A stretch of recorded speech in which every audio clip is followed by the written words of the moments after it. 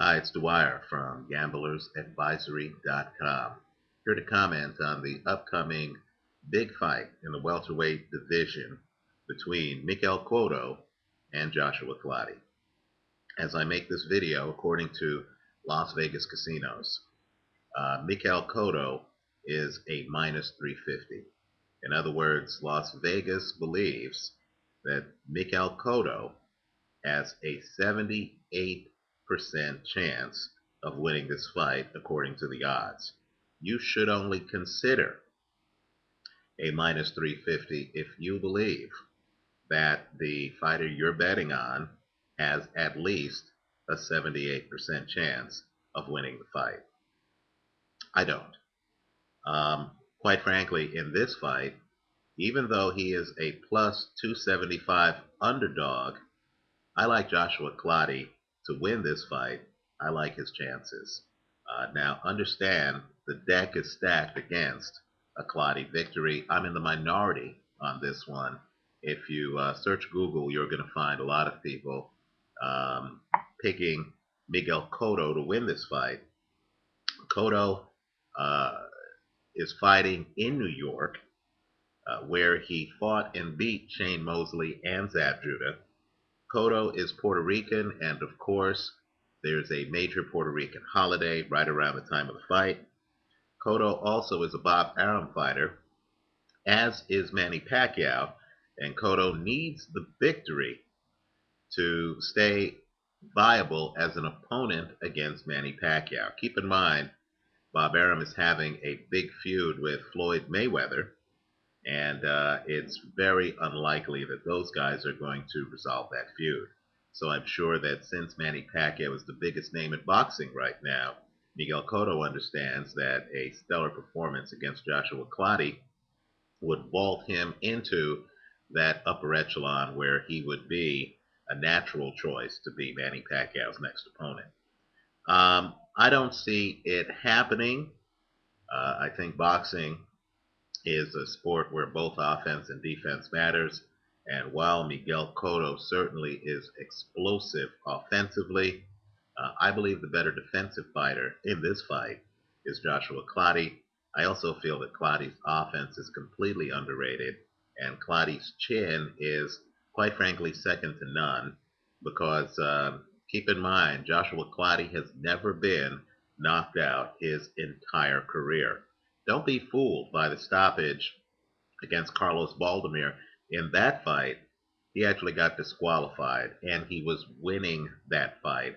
And keep in mind, Baldomir, of course, was a champion and would go on to have several high-profile championship matches.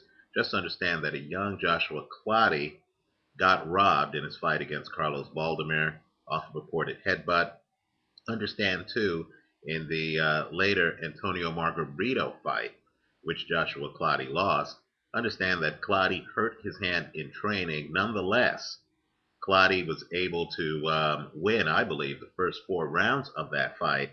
And then Clottey ran into trouble with his hand, had to gut it up, and still was able to go the distance with Antonio Margarito.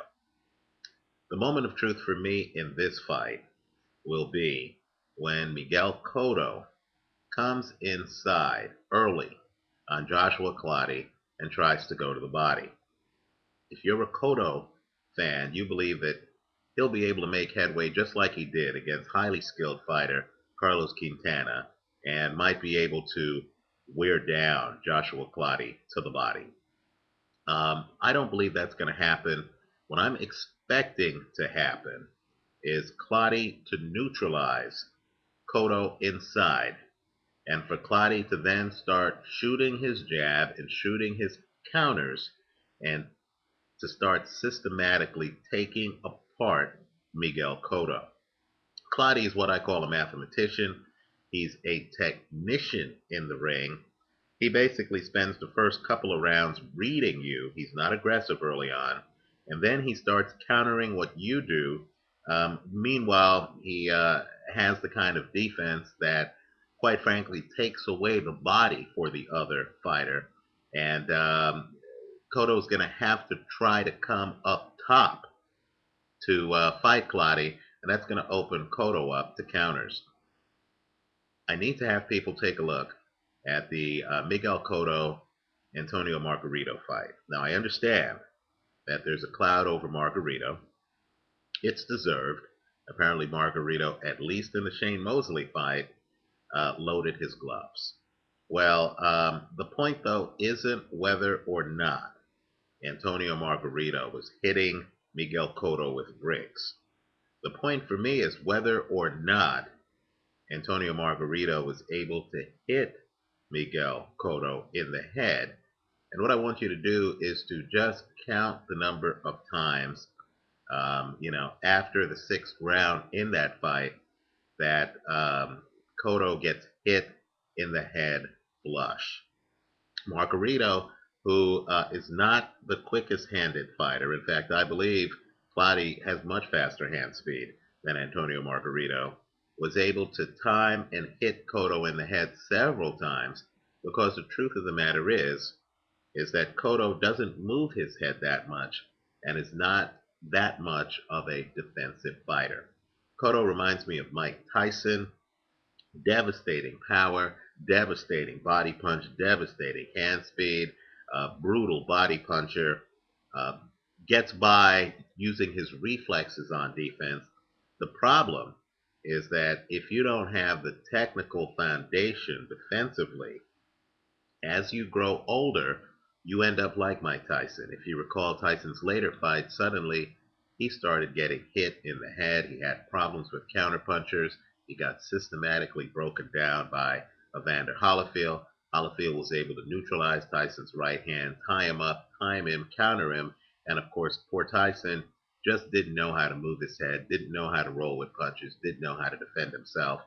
I believe Miguel Cotto is starting to go down that path in his career. Great fighter, but I believe he's in mild decline. I could be wrong. I'll be learning watching this fight like everyone else, but I believe that a technician like a Joshua Clottey will be able to highlight the fact that Miguel Cotto is vulnerable to getting hit in the head. Miguel Cotto doesn't really have a plan B if you're able to protect yourself and defend your body. Also, I know I'm going to get a lot of emails about Miguel Cotto's breakdown of Shane Mosley. Just understand that while Shane Mosley did destroy Antonio Margarito, who did not have the benefit of loaded gloves in that fight, just keep in mind that Shane Mosley's skills have also deteriorated. Just compare and contrast Shane Mosley's first fight against Oscar De La Hoya with his second fight against De La Hoya several years ago. And also take a look at Shane Mosley against Ricardo Mayorga. It's clear that Shane Mosley today, while he's still world class, while he still has Shane Mosley's power, it's clear that Shane Mosley today is not the Shane Mosley who beat Oscar De La Hoya in their first fight.